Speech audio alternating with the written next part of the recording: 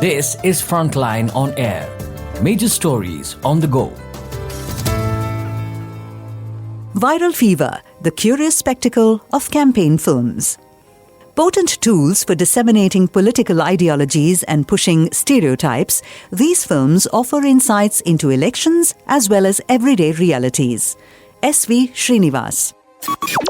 According to media reports, at least 10 Hindi films that are either brazen propaganda or promote Modi politics by embracing Hindu nationalism are scheduled to be released before the 2024 general election.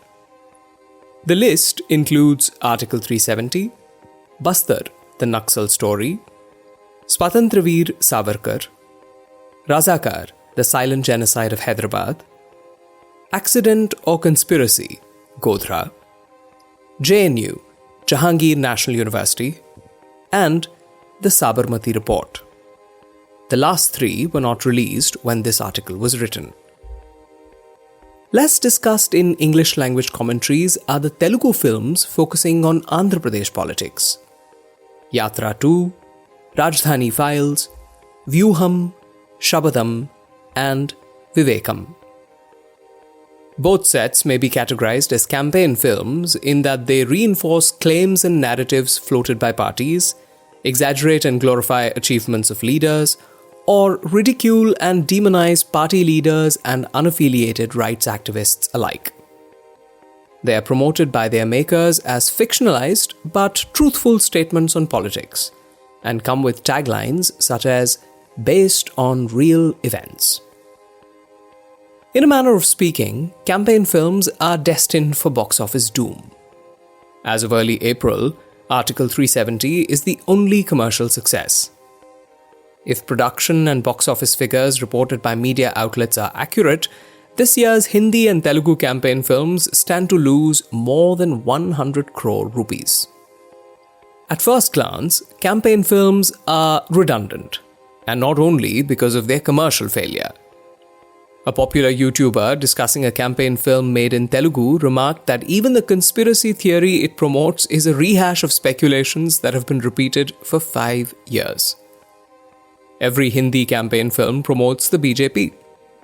No new geographies or constituencies are addressed by these films because the BJP's domination of print, television, and social media platforms is anyway unchallenged. Moreover, film viewership has been on a decline. What then is the efficacy of films as campaign material?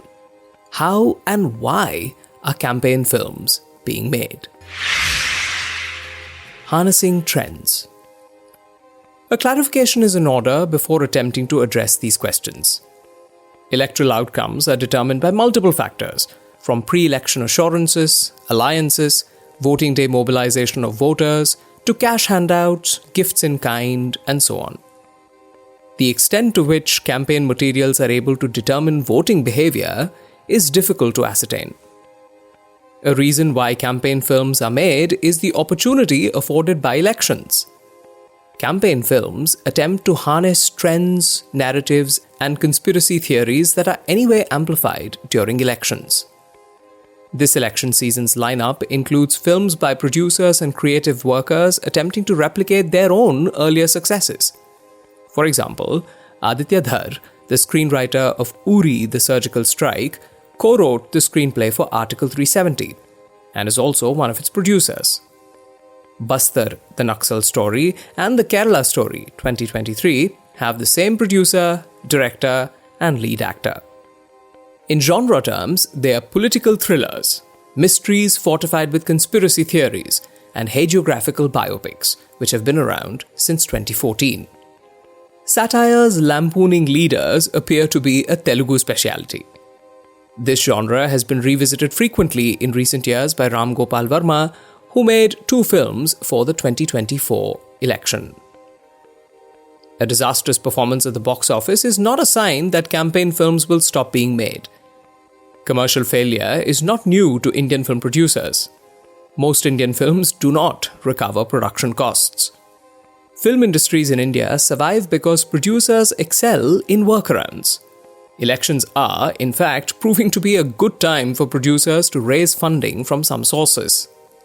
Whether or not claims about deep Sanghi pockets and NRI doctors bankrolling campaign films is correct, politically exposed persons, known supporters of political parties, their family members, or those holding nominated posts and ticket aspirants have funded campaign films in the recent past. Take, for example, Razakar, the silent genocide of Hyderabad, made in Telugu and dubbed into Hindi, Tamil, Kannada, and Malayalam. It reportedly cost 40 crore rupees and is unlikely to recover that amount. The film's producer describes himself as a proud karyakarta or worker of BJP and was the party's candidate from the Bhongir Assembly constituency in Telangana. Ram Gopal Verma's Vyuham and Shabadam are produced by a supporter of the Yuvajana Shramika Raitu Congress Party, that is, YSRCP. Politics of mobilization. A useful starting point to understand the place of films in election campaigns is N.T. Ramarao's, that is NTR's, first election in 1982-83. During NTR's campaign, spread over 9 months, movie theatres screened a number of old and recent NTR hits as the campaign peaked. However, cinema halls were not the only places where the future voter encountered the star's films. Images and sounds sourced from his films leaked into streets and other public spaces. Posters and stills advertising his films covered walls and appeared on the pages of newspapers and magazines. Audio cassettes of songs and dialogues from NTR's films were played in roadside shops and at political rallies, of course. Mimicry artists converted monologues from NTR films like Danavira Shurakarna, 1977, into anti-Congress speeches. All this was happening in public spaces that were already saturated with images and sounds associated with NTR. He toured the state several times by road. Recordings of his speeches were being sold by enterprising cassette shop owners.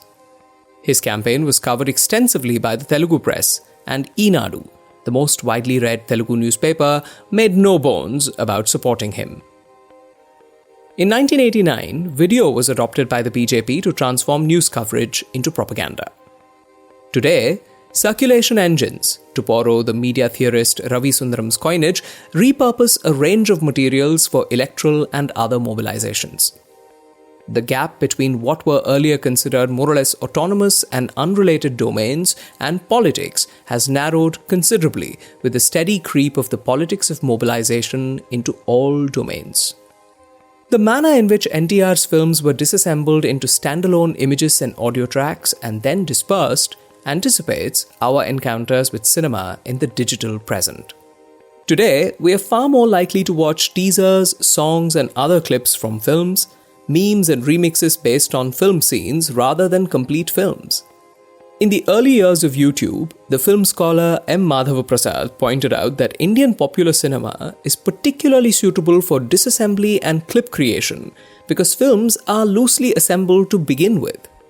The song, the fight, the comedy track, and other components that make up a film are discrete items and not necessarily related to the story. Any of these components can thus become a standalone clip and circulate independently of the film. Contemporary campaign films are made for digital dispersal and for audiences who may never watch them. To understand if and how they work politically, we should turn our attention to the modes and extent of their dispersal. Months before a campaign film's completion, its trailers and teasers whip up controversies as they're meant to. Well-rehearsed reactions ensue. Spokespersons of political parties, influencers, and media outlets affiliated to them condemn or support the film in question. In May 2023, the trailer of The Diary of West Bengal resulted in a police case against the director, Sanoj Mishra, for allegedly trying to hurt religious sentiments and fan communal tension through the movie. But Amit Malviya, in charge of the BJP's National Information and Technology Department, claimed on X that it was, quote, a movie based on true events on the prevailing condition in the state, unquote. No one had seen the film at that point. Economic logic. The unfolding scenario in Andhra Pradesh, which votes for the Lok Sabha and the Assembly on May 13th, throws light on the economic logic of campaign films and on how they become campaign materials. The ruling YSRCP is pitted against the Telugu Desam Party, TDP, the Janasena Party and the BJP alliance, as well as the Congress, led by YS Sharmila, sister of Chief Minister YS Jagan Mohan Reddy. 4 of the 5 campaign films released so far are fairly straightforward. Yatra 2, a sequel to Yatra 2019, is an expensively produced biopic. Both films feature the Malayalam superstar Mammootty, and the sequel traces the evolution of Jagan Mohan Reddy into a political leader after the death of his father, YS Rajashekhar Reddy. Yatra 2 is the least controversial and most decent of all the 5 campaign films released up to this point. Ram Gopal Varma's Vyuham and Shabadam, as noted earlier, are political satires produced by a YSRCP supporter. Vyuham is a thinly disguised attack on TDP leader Nara Chandrababu Naidu and his politician son Nara Lokesh. The Naidu character is vicious and manipulative, while the son is a clown who eats his way through major political developments in the state. Shabadam was not released theatrically. Rajdhani Files is produced by Ravi Shankar Kantamneni of the TDP. Various politicians and the strategist Prashant Kishore, who worked for the YSRCP, are easily identifiable in the film.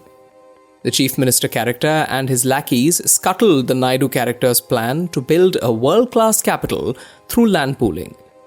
The film ends with the defeat of the Chief Minister and the assassination of the Kishore character. Vivekam's example. Vivekam stands out among campaign films, offering us a ringside view of how a film becomes campaign material. This is a biopic of YS Vivekanand Reddy, the younger brother of former Chief Minister of Andhra Pradesh YS Rajashekhar Reddy and uncle of the current Chief Minister Jagan Mohan Reddy. Vivekanand Reddy was murdered in March 2019. TDP and YSRCP leaders have accused each other of the murder since then. Vivekam claims to be based on the CBI's charge sheet on the murder. It reinforces the allegations by TDP leaders as well as by Vivekanand Reddy's daughter, Sunita Nar Reddy, that the Chief Minister is shielding the culprits. The murder investigation became the subject of live coverage in June 2023 when Avinash Reddy, an MP belonging to the YSRCP, was arrested by the CBI. Avinash Reddy is Jagan Mohan Reddy's cousin and one of the accused. He was released on bail within days, but media speculation continued. The case assumed renewed political significance with Sharmila's nomination as the Congress candidate from Kadapa, Vivekanand Reddy's and Avinash Reddy's parliamentary constituency. During her campaign, Sharmila reportedly accused her brother of shielding her uncle's murderers and vowed to, quote, end murder politics, unquote. Regardless of Sharmila's high profile, the Congress is not seen as a significant political party in the state. That the film benefits the TDP, Janasena, BJP alliance is not in doubt. Like the murder on which it is based, the film too is a whodunit. There was no pre-release publicity of any kind before March 17th when pro-TDP and pro-Janasena social media handles announced that a Vivekananda biopic would be released on vivekabiopic.com on a pay-per-view basis. The film's trailer too began to circulate on the same day on X, but gained visibility only after it was uploaded on YouTube a few days later. The YouTube handle of the television channel ABN, perceived to be pro-TDP, was among the uploaders. The trailer prompted the YSRCP to approach the Election Commission seeking a stay on the film's release. On March 28th, social media handles announced that the film would be released on YouTube on the following day. Sure enough, on March 29th, the complete movie was uploaded on YouTube, X, and possibly other platforms too by multiple users. News of the release was publicized by old and new media. The buzz around the film coincided with repeated accusations by Chandrababu Naidu at election rallies that Jagan Mohan Reddy had murdered his own uncle. On March 31st, ITDP Official, an official X account of the TDP, posted a video of Naidu recommending the film at a public meeting. Throughout these eventful weeks, nothing was known about the film's director, Team S Cube and producer Bhargav Reddy Valli. Google searches for them did not throw up any results other than the entry on the film on the Internet Movie Database mentioning their names. Regardless of who made it and why, the film was owned by the TDP. This is clear from Naidu's references to the murder and the film. There are other pointers to the ownership of the film. The cover image of the YouTube upload by a verified user who goes by the name TDP Activist is a crudely morphed image of Jagan Mohan Reddy wielding an axe, the weapon chosen by Vivekanand Reddy's murderer/murderers. Anonymity of filmmakers notwithstanding, there is no room for mystery here. The upload had over 3 million views within a week. Campaign films reinforce familiar narratives and stereotypes. They do not even promise novel conspiracy theories. They nevertheless have utility politically, whether or not they're released theatrically. Their most important function is to feed circulation engines operated by thousands of paid workers and volunteers spread across the political spectrum, albeit non-uniformly. The most important insight that campaign films offer is not into our elections, but our everyday reality. Governments and political parties are permanently in campaign mode. Circulation engines are never at rest. Why be surprised when one of the villains of a film made in the election season is India's most famous public intellectual? We have heard that one several times in the past. And between elections. S.P. Srinivas teaches at Azim Premji University, Bengaluru. His research focuses on the linkages between popular cinema and politics. The content and opinions expressed here are that of the author and do not necessarily reflect the views of Azim Premji University. This is Frontline on Air. Major stories on the go.